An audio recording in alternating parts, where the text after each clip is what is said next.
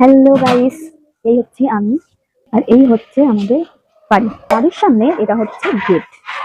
শুধু কি গেট না, দেখো গেটের পরে কি, গেটের পরে হচ্ছে জল। কত জল!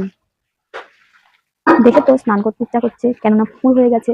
কিন্তু এই পুকুরে তো স্নান করা যাবে না, স্নান করলে আবার অনেক সমস্যা হবে স্কিনের, তাই না? শুধু কি জল না, জল নেই এই পুকুরে, জলের সঙ্গে সঙ্গে মাছও আছে।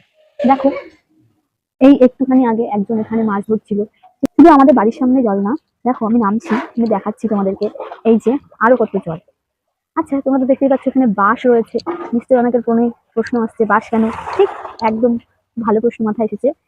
তার কারণটা হচ্ছে, দেখতে দেখতে 1 বছর হয়ে গেল, চোখের সাথেই আমরা বুঝতে পারলাম না, তাই না? এই যে কদিন পরে পুজো, মা আসতে চলেছে আবার মরতে। দেখো আমাদের বাড়ির সামনে এই হচ্ছে প্যান্ডেল, অর্ধেক প্যান্ডেলটা জলের তলায়। আর এই হচ্ছে যে রাস্তা। হুম, কদিন আগে আমি তোমাদেরকে রাস্তাটার অবস্থা দেখিয়েছিলাম। এই রাস্তাটা কদিন আগে মেরামত হচ্ছিল, কিন্তু হয়েও কোনো লাভ হলো না। আবার যা তাই হয়ে গেল। দেখেছো, এদিকেও জল, এদিকেও জল, আবার এদিকেও জল, আবার এদিকেও জল। কোনো দিকে জলের শেষ নেই, শুধু জল আর জল।